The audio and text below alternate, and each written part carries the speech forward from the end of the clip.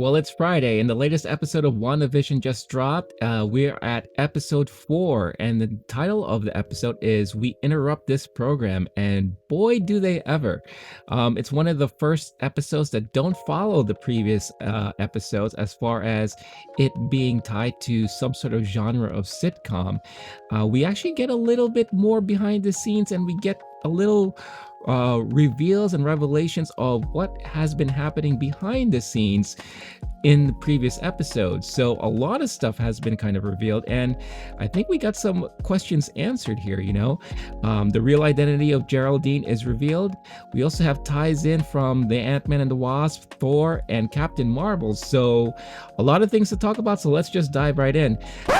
Now, hold up just 1 minute there. Before we continue, I just wanted to say that, again, this is very heavy spoiler territory we're diving into. So huge spoilers will be revealed. And if you haven't watched this episode yet, please pause, stop, save this, bookmark it, add it to a watch list, play later, what have you. Watch the episode and come back when you're done with that. Okay? Don't say I didn't warn you. Now back to our program already in progress. I love the way this episode opens up. Basically, it puts you in this scenario where you see Geraldine kind of reforming, because it takes place actually during the blip, or the return of the blip. As you know, at the ending of Endgame there, those who were snapped out of existence came back. And one of the ongoing questions that a lot of people have, including myself, is what happened to everyone else who kind of returned? How did they react to missing out 5 years of their lives? Were they aware of what happened? But we get a little insight as to how that looks like through the eyes of Geraldine, or should I say Miss Monica Rambeau. That's right. In this portion of the episode at the beginning and all throughout, we finally get the identity of Geraldine, and it is indeed Monica Rambeau. The last time we saw her in the MCU was in Captain Marvel as a little girl, with her mom, Maria, and Captain Marvel herself. And for those who know her in the comics, she is quite a powerful character, and she comes across some superpowers, and later on is very much on the same level as Captain Marvel and Kamala Khan. So obviously that's not the case right now, but we finally get the character here in the MCU, and she finds herself in the hospital, and she's frantically running around, and we get to see all these other people coming back to existence, and people freaking out, not knowing what to do. And this whole time she's wondering where her mom is, because apparently her mom was in the hospital due to surgery for cancer, and it is within this time she finds out that the mom passed away. It was revealed to her that she's been away and disappeared for 5 years, and a lot of things have changed. So she's picking up where she basically left off. So I love, again, the way this episode started, because we get a lot of insights of what happened during that time, in another person's point of view and in another perspective.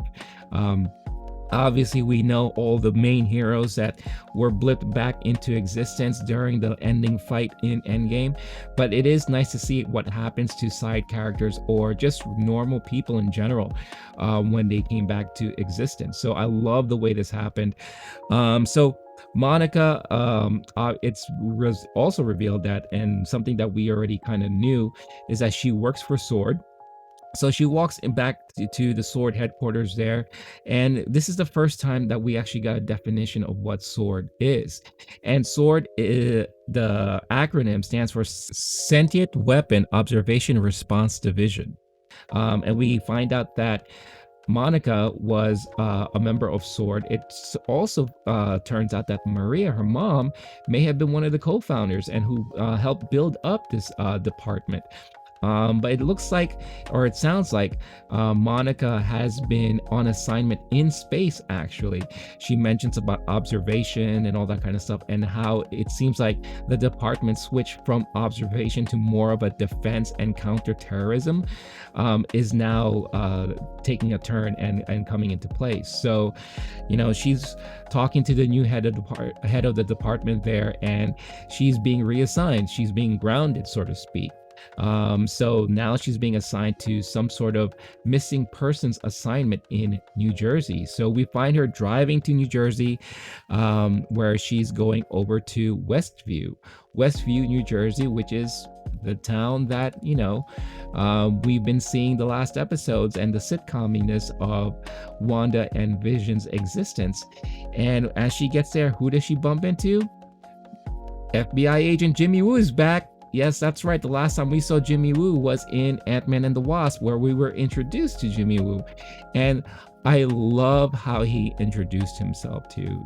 He kind of walks over and says, "I'm Jimmy Woo," and whips out his business card in a magical way, which kind of is a great throwback to how Scott Lang introduced, or not really introduced, but Scott Lang was showing him some card tricks as part of his stay-at-home routine, and something that I learned. And Jimmy was like, "Teach me, how do you do that?" and all that. So I love how this was like a nice little nod to that moment in Ant-Man and the Wasp. So we find out that the reason why Jimmy Woo's there is because he has someone in witness protection who lives in a town who's gone missing, but nobody knows where he is, or no one's even heard of him. So this is where we start getting a sense of what actually is happening to this small portion of New Jersey in this town of Westview. They talk to some cops and they say that Westview doesn't even exist. So it sounds like whatever is happening in there has affected those outside to make them not realize that this is an actual town in existence, but there are people who live there, and it looks like they are being held captive or what have you. So we see Monica trying to infiltrate the area, or at least take a reconnaissance of the area utilizing her drone, which, as you could see, has almost similar color schemes to that little helicopter we saw in episode 2 of the series, which comes into play in a revelation again later on. But we see the drone disappear, and then Monica tries to walk over, and then she gets sucked in. And now all of a sudden it becomes a race to what happened to Monica, what's happening in this town, how can we rescue her? So we get to see a van coming into the area, and lo and behold, who's in the van? Darcy, that's right, Kat Dennings. Last we saw her was in the Thor movie series, and I know she was, a little bit of controversial character there, because a lot of people found her character to be quite annoying and very quirky. Well, that doesn't change here in this episode. She's still the same quirky Darcy that she is, but she plays a very important role in this episode. So it's just nice to see these little tie-ins again to previous MCU movies and moments in time in the MCU. So she's basically there as a part of a group that Sword called upon to kind of figure out what's happening in this little town. And as she's hooking her equipment up and all that stuff like that, she finds out that there's a special frequency or radio wave that's coming and emanating from that area on top of the radiation that's there. So she figures out, I need a TV. Let's hook into this frequency and let's find out what's going on, after kind of finding out that there's something being broadcast. And what's being broadcast is the sitcoms that we saw in episodes 1 through 3. But it's a very interesting thing because, we experience the sitcoms within, basically through the moments of Wanda and Vision herself. But what they're seeing is really like a broadcast of a sitcom show, where you hear, not only do you hear the laugh tracks in a weird or in a different way, but they have a full-on soundtrack and everything like that. And it's very interesting. So they figure out that this thing is being broadcast in there. They had no idea that Wanda was there, and even they acknowledge that Vision is there, but Vision is dead. So what is he doing there? So they need to figure out what's going on. So what they do is that they start identifying people within the episode, and it turns out a lot of these people in the episode are residents of this town. they start IDing them and putting them on a board. Now, the one thing to note here is that Catherine Hahn's character is not really identified. They have, if you look at, the moment within the episode, she is part of the board, but no ID next to her. So she has not been ID'd at all. So who is her? Who is this character? No one knows what she is. And apparently she doesn't seem to be a resident of that town. At least that is what someone is led to believe, or I'm led to believe based off of that little thing. So, they try to figure out, and they're monitoring the episodes, and they're realizing that it's going through genres. And then, Darcy realizes that maybe there's something we could do to kind of like reach in. So she comes up with a scheme with Jimmy Woo to kind of infiltrate the radio frequency within the town, because they notice that in every episode there's a radio available, and Wanda's always near the radio. So they're going to try to hone in on that radio signal and try to communicate with her. At the same time, we have a guy in a hazmat suit climbing into the sewer system to try to infiltrate the town himself, utilizing the sewers. So what is very interesting here is that we get to see what's happening outside of this reality, and how they're trying to infiltrate and all that. Right before they try to test the radio frequency little task there, they get handed over a picture of the latest episode, and we get to see the helicopter, that helicopter from episode 2. And again, the color schemes look very similar to the drones that they were using to kind of infiltrate that space. So again, we get an explanation as to where this helicopter came from and what it could be. And the main question is, well, why did it turn from a drone to a helicopter? And one of the things that they came up with was it's adhering to the aesthetics of the period, which is very, very interesting. That means anything that infiltrates that space will transform into the period where the sitcom is taking place. And then we get that explained again once we see, the hazmat suit dude coming through that barrier that's being blocked there. And as he's coming through the barrier, we get to see him transform into the beekeeper outfit, because I guess if you look at a hazmat suit and you look at the 50s, one would think that would be a beekeeper, right? That would be a beekeeper's outfit. And we get to see him climb up and what happens from that point of view and that perspective. Now, as we know from the previous episode, that portion was rewound. We don't know the fate of Mr. Dude there, Mr. Beekeeper, so we don't know what happened to him. But let's go back to Darcy and Jimmy Woo trying to utilize the microphone and the radio frequency.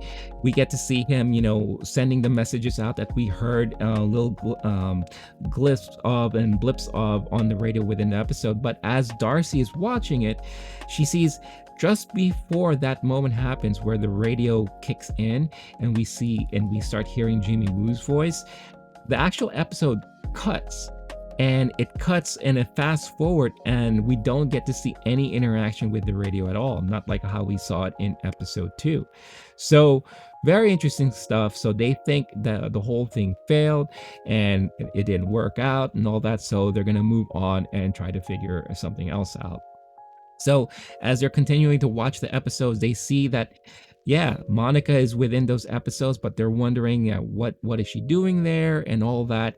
They get to the era of the Brady Bunch era, or the Partridge Family, which was in the previous episode, and we see the interaction between Monica and Wanda. And within this interaction, they actually watch in real time when Geraldine or Monica mentions Ultron, and that's when things start getting really weird and funky. And they were like, this has never happened before, where something on the episode or within the sitcoms, their reality was actually mentioned, right? So within that time, we get to see, the confrontation of Monica and Wanda. However, we don't get to see it fully played out, because that episode that they're watching automatically gets cut and fast forwarded to the credits. that's when they started realizing that, wait a minute, something is censoring these episodes so that we don't really get to see what's happening. Where did Monica go? How come she disappeared? She was right there. So again, we get a sense that there is definitely a force here that realizes what's going on and in a way realizes what's being projected out there and is censoring what they are seeing in real time, and not what we are seeing within the episode itself. So after they start coming to that realization, you know, all of a sudden they hear a bang and a set of alarms start blasting outside, and they start running out. Now this is where it cuts back to the Wanda reality, which I will call it now moving forward. And we actually do get to see the final confrontation between Wanda and Monica. And basically, Wanda is coming to the realization that, you know, you're not my neighbor. You're not someone who's supposed to belong in this, in this world, or at least my world. And that means you're interrupting me and you don't belong here and you need to leave. That's when we see Wanda display her powers and all that, and basically just shoots Monica out of their reality. You see a very violent set of scenes where Monica is blasting through all the homes and getting shoot into the air, and then that's when she jets out into that reality, and that's where we saw what happened at the end of the previous episode. Once Wanda does that, all of a sudden you see like she's wondering what happened. It doesn't look like she was quite herself, or she doesn't realize what exactly she did, but she sees like there's damage within her world. She quickly fixes things up, and then it cuts to when she's looking over the twins that she gave birth to, and then Vision starts running back into the house and asking again where Geraldine is. Again, throwbacks to the previous episode.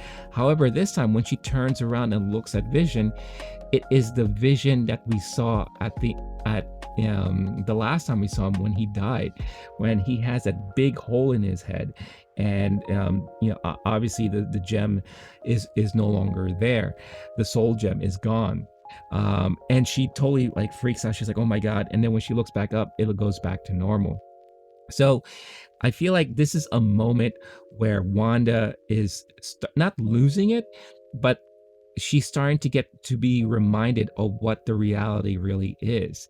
And this is why I'm saying this is Wanda's world and this is Wanda's reality, because it is, at least to me, very apparent that Wanda is the one controlling all of this. She's the one that's controlling this reality that she created for herself. We don't know yet why she did this, or how she started, or why she chose this area of New Jersey. I feel like that's a lot of stuff that's going to be revealed later on.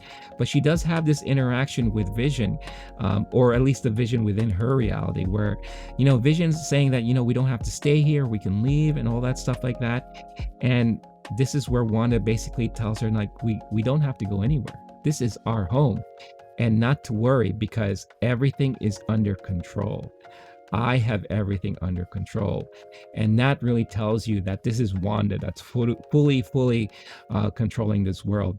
Now, kick back to the real reality, where Monica is now laying down on the ground there, and they rush over to her and they ask her if she's okay and what happened. And basically she says, Wanda, it's all Wanda. So again, she realizes that Wanda is again controlling what's happening in this small town. And she's the one that is manipulating the reality of all the residents that live there and everything. We kick back again to Wanda's reality, and basically it ends just like how episode 3, the previous episode, ended. Them on the couch, Vision and herself, the twins in hand, watching TV, and credits roll. And that's about it. Now, the one thing I will mention here is that Vision's face does look a little different. He looks as if he's a little concerned about what's happening. But again, we were alluded to his concern in the previous episode. So it's a lot of stuff here, and it's very interesting stuff. I really appreciate how we got a break from the sitcominess and it gave us a nice little recap and insight of what's really happening in the real world within this universe that, or within this reality that Wanda created. And we get to now understand who Sword is, what those like little glitches in the matrix were, that I like to call them. And this is a great kind of explainer episode to really give the audience and everyone else a really true understanding of what could be happening here and what's happening here. And that little tease that we got at the end of the last episode, it was fully fleshed out. So this is a real pure continuation of the previous episode, which I really love. And again, it was mentioned before this series came out that this whole thing was filmed like a very long movie, and you can kind of see how it is because everything is tying into place. I would say that we've officially entered act 2 of the movie, so it's going to be really, really interesting to see what's going to happen in the next couple of episodes as we move on and eventually get into act 3, which is the finale. So really love how this episode was put together. Randall Park is amazing. He is so funny. I really love him and his portrayal of Jimmy Woo there. It's really nice to see Monica Rambeau. I hope we get to see a lot more of her and how her character is going to be really fleshed out and stuff like that.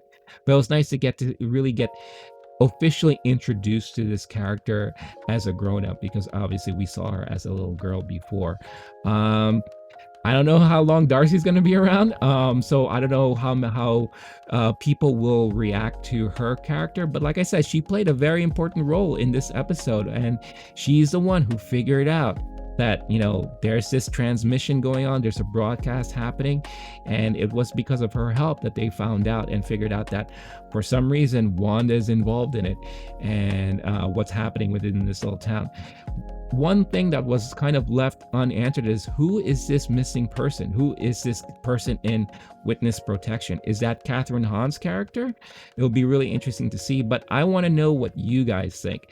Again, if you're up to this point in the series, you're more than likely committed to finish it out. So I want to know what you guys think of the episode. What do you guys think of the series so far? Again, my comic book knowledge is very limited.